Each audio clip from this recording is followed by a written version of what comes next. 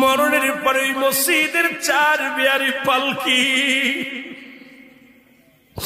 ওই পালকি দেখলে মনের ভিতরে বড্ড ভয় লাগে। আল্লাহ,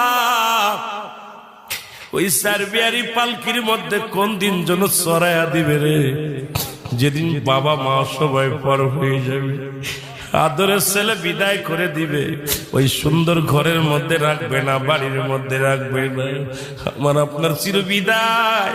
এই জন্য বলতেছিলাম 1 নাম্বার মানুষের মরণ।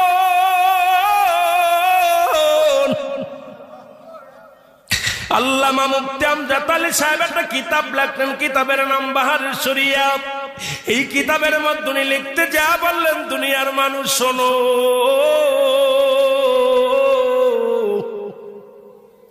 একটা মানুষ যখন সাধারণ মৃত্যুবরণ করে, ওই মানুষটা 70টা তাজা উটের গায়ের চামড়া জবাই না করি